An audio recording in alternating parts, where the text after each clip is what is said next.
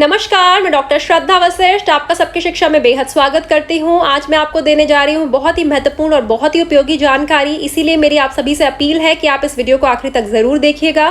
मेरे आत्मविश्वास को बढ़ाने के लिए इस वीडियो को लाइक जरूर करिएगा और केंद्रीय विद्यालय दाखिला से संबंधित सही और लेटेस्ट इन्फॉर्मेशन पाने के लिए सबकी शिक्षा को सब्सक्राइब जरूर करिएगा। मैं बहुत ही खुशी के साथ बताना चाहती हूँ कि मैंने एक और चैनल की शुरुआत करी है जिसका नाम है फीमेल फंडे की मात्र मैंने 3 ही वीडियो रिलीज करी है, लेकिन मुझे उन पर बेहद अच्छा रिस्पांस मिलना शुरू हो चुका है। तो मैं आप सभी से यह कहना चाहूंगी कि यदि आपको सबकी शिक्षा के माध्यम से मेरे द्वारा किया जा रहा कार्य पसंद आ रहा है तो आपको फीमेल फंडे की वीडियोस भी पसंद आएंगी। फीमेल फंडे के माध्यम से मैं आपके लिए हर हफ्ते एक स्वास्थ्य से संबंधित वीडियो लेकर आऊंगी और मेरा आपसे वायदा है कि जब भी आप मेरी वीडियो देखेंगे तो वीडियो देखने के बाद आपको ये जरूर लगेगा कि इस बार आपको कोई नई जानकारी प्राप्त हुई।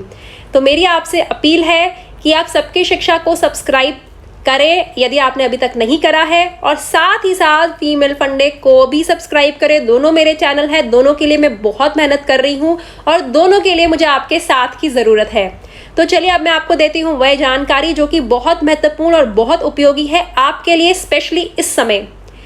मैं आपको ये बताना चाहूंगी कि 11/8/2020 को कक्षा पहली के ऑनलाइन फॉर्म का रिजल्ट आ गया और दाखिले शुरू हो गए। और केंद्रीय विद्यालय संगठन के अनुसार 3 लिस्ट निकलनी है। यदि पहली लिस्ट में जिन स्कूलों में दाखिले पूरी नहीं हुए वह दूसरी लिस्ट निकालेंगे, यदि जिन स्कूलों में दूसरी लिस्ट के बाद भी दाखिले नहीं पूरे हुए वह तीसरी लिस्ट निकालेंगे। और तीसरी लिस्ट तक जो दाखिले होंगे वह उन्हीं फॉर्म की बेस पर होंगे, उन्हीं फॉर्म के आधार पर होंगे जो आपने कक्षा पहली के ऑनलाइन फॉर्म भरे हैं। लेकिन बहुत बार ऐसा होता है, इनफैक्ट मैं बोलना चाहूंगी कि हर साल ऐसा होता है कि बहुत से स्कूल ऐसे होते हैं जिनकी तीसरी लिस्ट के बाद भी दाखिले पूरे नहीं होते। वजह कोई भी हो सकती है। वजह यह हो सकती है कि आवेदन पत्र जो आए वह कम थे। वजह यह हो सकती है कि जिन बच्चों का लिस्ट में नाम निकाला गया उन्होंने दाखिला नहीं लिया। वजह यह भी हो सकती है कि जिनका पहली दूसरी तीसरी लिस्ट में जिन बच्चों का नाम आया उनके कागजात पूरे नहीं थे। वजह कुछ भी हो सकती है, लेकिन हर साल ऐसा होता है। बहुत से ऐसे स्कूल होते हैं जिनमें पहली दूसरी और तीसरी लिस्ट के बाद भी दाखिले पूरे नहीं होते। तो जिन स्कूलों में यह स्थिति आएगी वह स्कूल 31 अगस्त 2020 जो कि सोमवार है, ऑफलाइन माध्यम से अपने स्कूल की वेबसाइट पर एक नोटिफिकेशन निकालेंगे, यानी कि सूचित करेंगे अपने स्कूल की वेबसाइट के माध्यम से कि हमारे स्कूलों में अभी भी सीट खाली है और आपको फिर से फॉर्म भरना पड़ेगा। और इस बार जो आप फॉर्म भरेंगे, इस बार जो आपको कागजात पे भरने को कहेंगे वह आपको कंप्यूटर पर नहीं भरना होगा। इस बार कागजात भरने का तरीका अलग होगा जो कि स्कूल अपनी वेबसाइट पर आपको उसकी जानकारी दे देगा। तो इसकी बात की जानकारी कि उनके स्कूल में खाली है वह अपनी वेबसाइट पर देंगे। हर स्कूल अपनी वेबसाइट पर देगा 31/8/2020। हर स्कूल से मेरा मतलब है वह स्कूल जिसमें सीट खाली है। जिन स्कूल्स में सीट खाली नहीं है वह अब 31 अगस्त 2020 को कोई भी जानकारी अपनी वेबसाइट पर नहीं देगा। वह स्कूल जिसमें सीट खाली है वह जानकारी देगा और उसके बाद उसी दिन से फिर से पंजीकरण का मौका मिलेगा। 31 अगस्त 2020 से 5 सितंबर 2020 तक आपको फिर से अपने बच्चों का पंजीकरण करवाना होगा। अब सवाल उठता है कि क्या सभी बच्चों को पंजीकरण का फिर से मौका मिलेगा यदि सीट्स खाली होंगी? तो इसका जवाब है जी नहीं।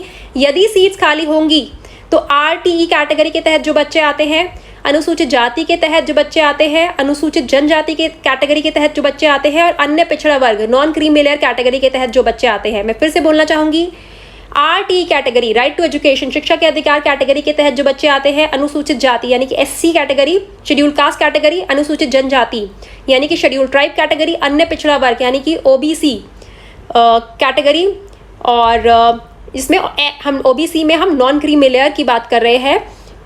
इन कैटेगरीज के बच्चों को फिर से मौका मिल सकता है यदि स्कूलों में तीनों लिस्ट के बाद भी, जिन स्कूलों में तीनों लिस्ट के बाद भी सीट्स खाली बच गई वह 31/8/2020 को फिर से अपनी वेबसाइट पर रजिस्ट्रेशन के लिए एक नोटिस लगा सकते हैं। इस बार का दाखिला ऑफलाइन होगा।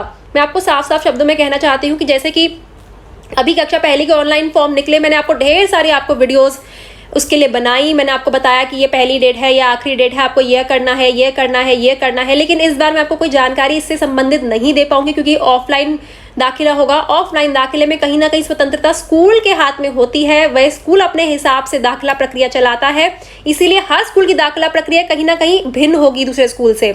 इसीलिए आपने जिस भी स्कूल में अपने बच्चे के लिए दाखिला करवाना चाहते थे और दुर्भाग्यवश नहीं हुआ, एक बार 31 तारीख को 31/2020 को उस स्कूल की वेबसाइट देख लीजिएगा। अगर उस स्कूल ने कोई नोटिस लगाया है तो आप उस नोटिस के आधार पर अपने बच्चे के लिए फिर से पंजीकरण का फॉर्म भर सकते हैं। यदि आपका बच्चा RT category, SC category, ST category या OBC non creamy layer category के तहत आता है, 31 अगस्त से 5 सितंबर तक फिर से मौका मिलेगा और उसके बाद 7 सितंबर से 11 सितंबर मेरा जन्मदिन है। मैं उम्मीद करती हूँ आपके लिए ये दिन बहुत अच्छा जाए।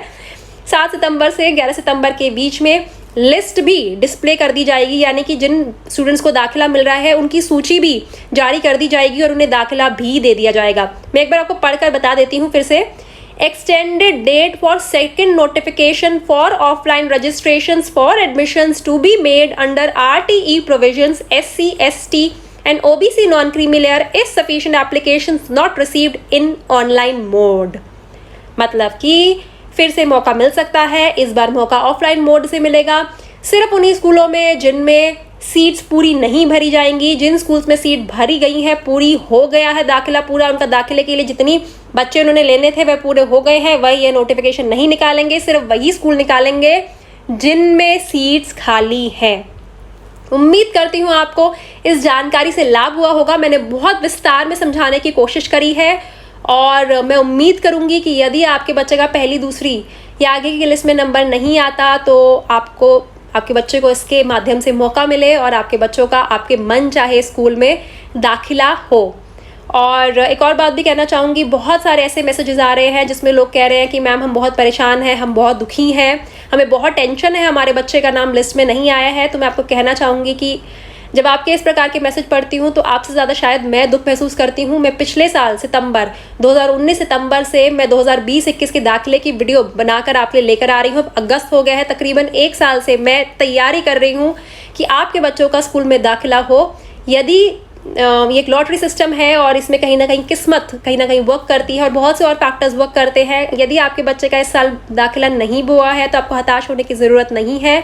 इस लिस्ट में आप देख सकते हैं, या फिर आपके घर के पास जो स्कूल है आप उसमें अपने बच्चे का दाखिला करवा दें। यदि आपने अभी तक अपने बच्चे का दाखिला कहीं और नहीं करवाया है, अपने बच्चे का साल खराब मत करिएगा। अपनी इच्छा अनुसार, अपनी क्षमता अनुसार किसी भी और स्कूल में अपने बच्चे का दाखिला करवा दीजिएगा। और मैं एक और बात भी कहना चाहूँगी कि अगले साल भी आप केंद्रीय विद्यालय दाखिला के लिए अप्लाई कर सकते हैं।